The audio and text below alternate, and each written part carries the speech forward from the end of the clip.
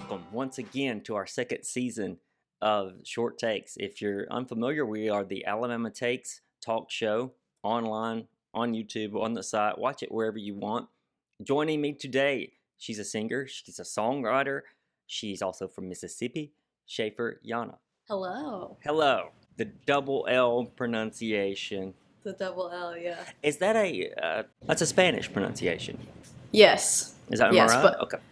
Yes, but I'm half Filipino, actually. Awesome. I don't guess I knew that either. And thank you though for joining us. We're firing away here on the show, and you are now based out of Hattiesburg, Mississippi. Hattiesburg, Mississippi, Yeah. or Hattiesburg, as they say here. Oh, is that what they say? They say Hattiesburg, and it makes no sense to me. But who am I to judge? I didn't know that, and I've been there a few times. Recently, out of Oxford, though, right? Your base of operations was in Oxford. Right. Well, I'm from that area, Batesville, which is like 20 minutes east, I guess. No, west. 20 minutes west. Mm-hmm. That's where I grew up for the most part, and moved back after college. We recently watched an episode of Mississippi Creates, I think it's called, that you did in conjunction. I suppose that's in conjunction with Ole Miss, right? The college. Right. The first thing they have you say is that Mississippi does not suck. That's right. Yeah, that was such a good way of starting. Tell me what helps the state not to suck. Truthfully, and I'm looking out the window right now, I think it's just like the beauty of it. It's so lush. You know, you can drive for hours and it's just trees on either side or farmland. It's not like big bustling cities, which, you know, there's nothing wrong with that. But I think the environment is just so beautiful down here. I think that the people here are really good too, but we get a bad look in the media. I'm sure you feel the same way about Alabama, but that's something I was going to comment on, how one of the Alabama Takes motifs is that we're a great state, there are great people here, and the media is only half right, or I don't know, 75% right. But I got the vibe from your little intro in that particular episode that you feel the same way about Mississippi as I feel about Alabama. Yeah, no, I love it here. I wasn't born here, but I grew up here, and I don't really see myself leaving anytime soon. Really? Okay, that's really cool. I first heard your name through Matt Patton, plays bass with the Truckers. Mm-hmm. You work with him at Dialback Sound, a studio that he owns, operates, runs, helps. Well, what did you learn working at Dialback Sound?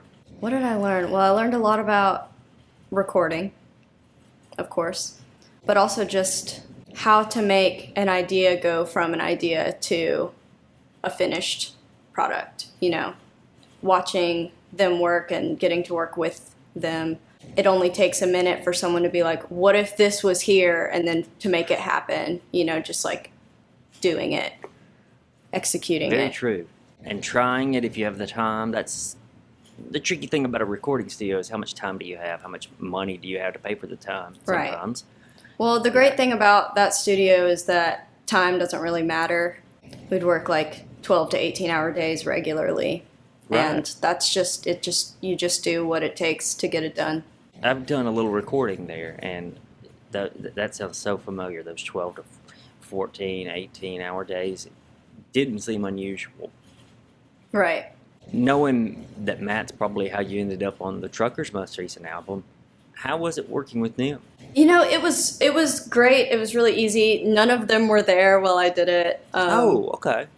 Yeah, I went to Athens, and I worked with David Barbie, their engineer, and he was there. And actually, Mike Cooley was there at the tail end of it as well. He was there for the tail end of it.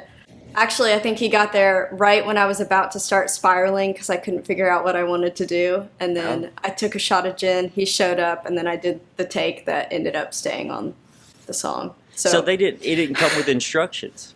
No, they sent me Wilder Days originally, and maybe like the day before, David sent me the driver and said, Patterson wants you to try to sing on this one too. Really cool, and it worked out great. It sounds great. Yeah, thank you so much. You've done a lot of touring and working, singing, playing with Jimbo Mathus too. Yeah. How's that? Oh, it's so good. He has taken me all over the country at this point with his band and with the Squirrel Nut Zippers. I work crew with them, and then also sometimes I'm like the substitute lady singer in the Squirrel Nut Zippers, which is so much fun. It's very dramatic and theatrical. Oh, yes, But, it is. What's he? What kind of guy is he? I should ask him to be on the show.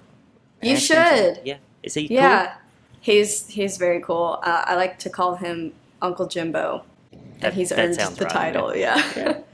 Your own website is schaeferllana.com, the double L. Don't Yes. forget, people. We'll put it That's on the right. screen and also in the show notes. Tell us what you've been working on. What Because have I I been think working you've been on? working on something. I There's- have. Yes. I've been working on a record. Cool. Number 2, finally. It's taken me many years to get to a place where I felt like it was a good time to start again, and I've got these batch of songs that I'm really, really proud of, and I'm excited to get to work on them, especially in a place like Delta Sonic up in Memphis. Bruce up there has been so graceful and gracious and Mhm. really open to letting me just explore any idea that I have, so I'm really, Oh, really? thankful for that process up there. We talked about this. We alluded to it a little earlier, more so than alluded, that you need time in a studio. It doesn't matter if you come in with songs that you feel are finished, polished. You still need time to maybe even deconstruct them if that's the case. I imagine that's the kind of thing you picked up on, though, working at Dialback and doing engineering work and production work.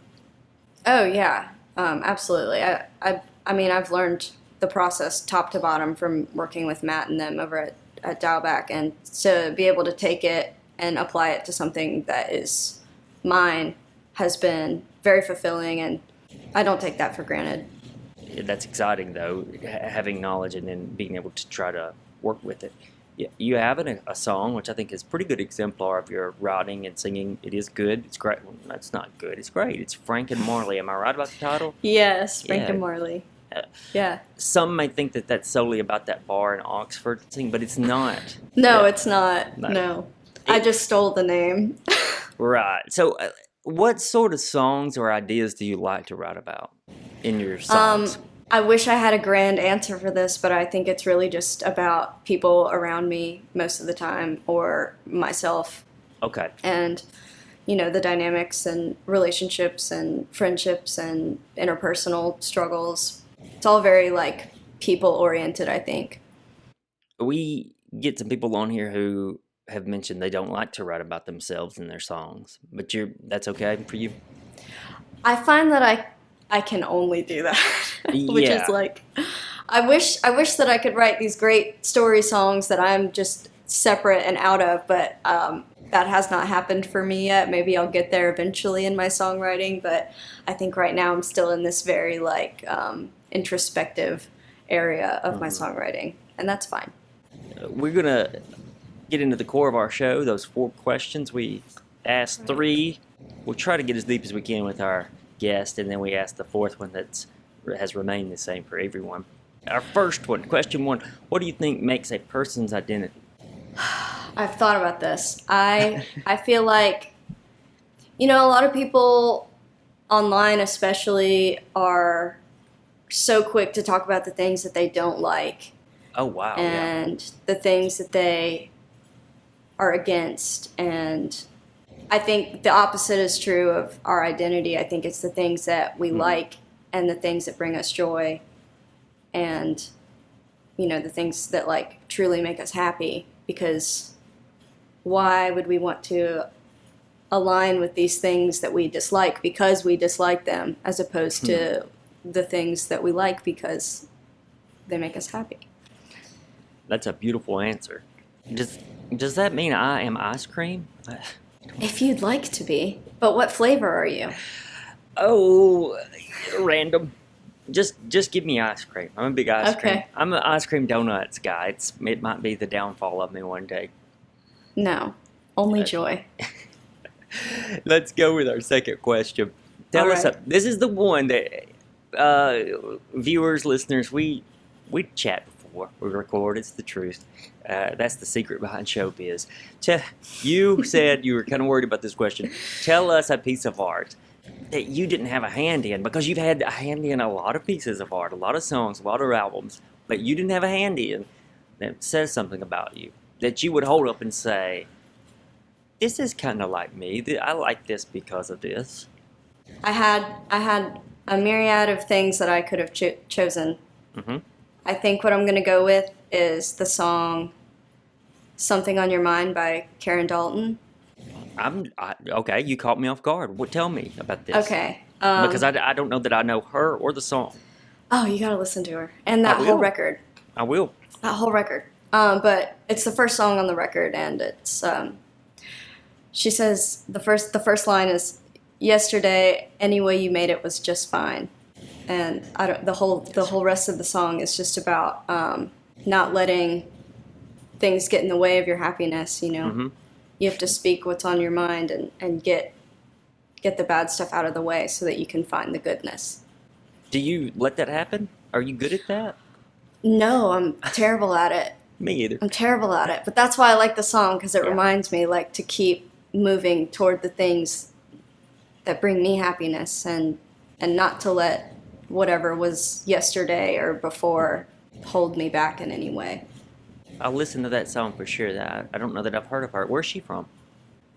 I think she's from Texas, but she was part of the scene, the like 60s, 70s scene in New York. Oh, okay. Not one of the bigger names, but she was there. Okay. Cool. Yeah. It takes us to question 3, though. Looking back, we're talking about a little of regret there, but not being regretful. What makes you nostalgic, though, which is can be a different kind of regret sometimes, but not really.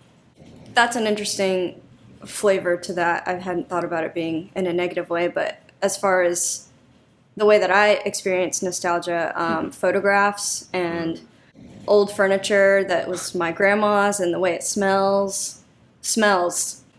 That's a big answer. Right. And that's been scientifically proven, right? That smells like one of the best Probably. senses to use to go back. Yeah. I actually right now, when I moved, I took a lot of my grandma's furniture from her house. We just sold it, and in my bedroom, I'm currently sleeping in her old bed with her old comforter, and it's just this like, Yeah. it's very nostalgic. Remembering like sleepovers at Grand's house, and Yeah. Yeah. A strong connection to your grandmother. yeah, we visited her, every summer when we lived. I was born in Missouri. I lived there until I was 10. Okay. And so we visited her quite a bit. And then when we moved to Batesville, that's where she lived, we saw her a lot more often. And she's really been my only grandparent Mm-hmm. through my life. So she was a very important lady to me and all of us, really.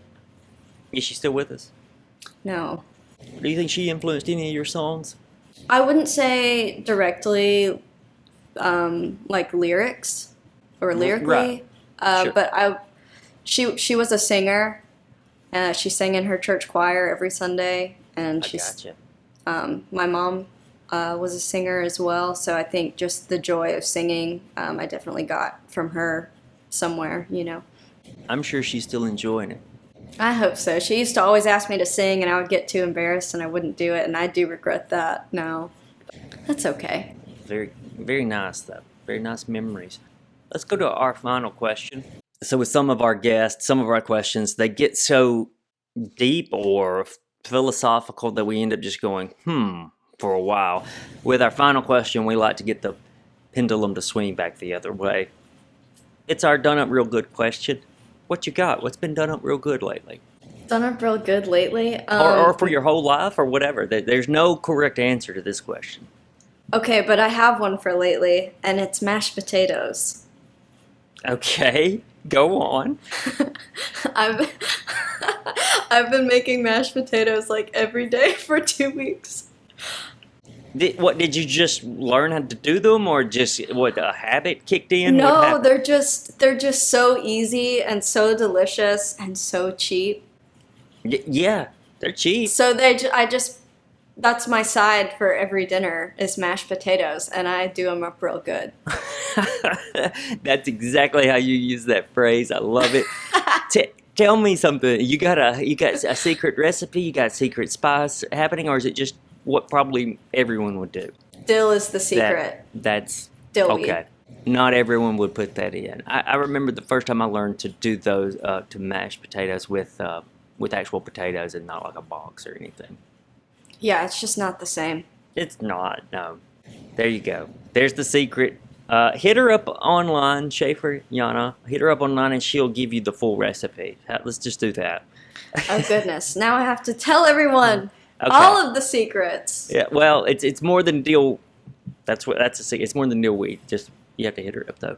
It's been very nice that you joined me. It's been very nice to talk to you. It's a pleasure. And to get into your ideas a little. Let's tell our viewers though where to find you online before we leave. You've got your site, SchaeferLlana.com. It's spelled just like your name. We'll put that in the notes.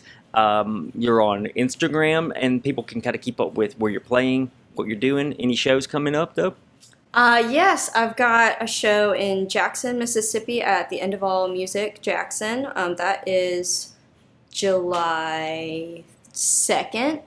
Here's the deal. Follow her online immediately. Yeah. And if it is tomorrow, if you're watching this on Friday on release date, go to the show. You'll enjoy yourself. It's actually the 7th, July 7th, not 2nd. Good. That was you got my a few bad. days.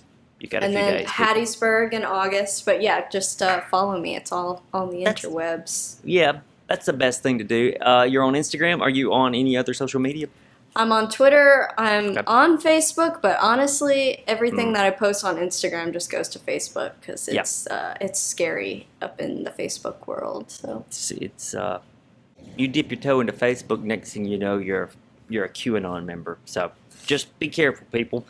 yeah, Follow her on Instagram and Twitter, though. You'll stay updated with Schaefer Llana, and you'll get to go see a show, and you'll know when the album is ready and when those songs start dropping. yeah. Yeah, sound good? Thank you so much, and Thank we'll talk you to for having everybody me. later. Thanks.